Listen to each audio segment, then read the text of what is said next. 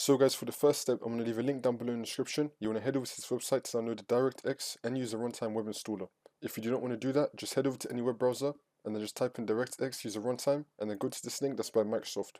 And now once you run this, we're going to scroll down, and then you want to select your language, and then click on download. We're just going to install this now.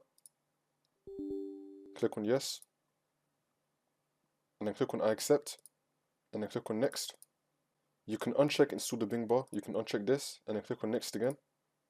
And now you should want to install this. Once this comes up, click on next. Wait for the components to download.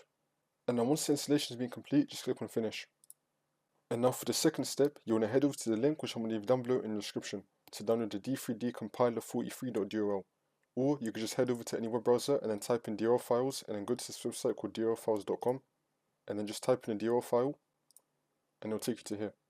Now you want to scroll down and you want to download the one for your architecture. Most of you are going to be on 64-bit, but in case you're on 32-bit, you want to get this one. If you don't know which one you have, you want to head over to search and type in system information, click on it.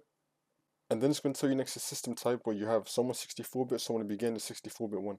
If it says 32-bit or 86-bit, then you want to get the 32-bit one. But again, most of you guys are going to be on 64-bit like me. So now you should want to download your correct one. It's going to start installing in a few seconds. And now once that's been installed, you want to head over to search and type in File Explorer. Click on it. Now once you run this, you want to click on your downloads folder.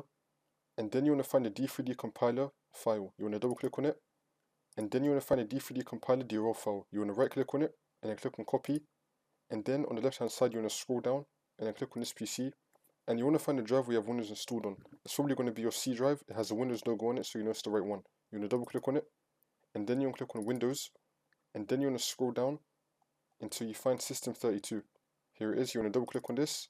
And then you want to paste it in here. So you want to right click and then click on paste. And then it should work for you, but if not, click on replace this file in the destination. Continue. And now on the top you want to click on Windows again. And then you want to scroll down a bit more. And you want to paste it into sys1264 as well. So click on sys1264 and then do the same thing. Right click, paste. If you get this, click on replace the file in the destination, but it should work for you. Continue. And now once you've done all this, you just want to restart your computer and then the problem should be fixed.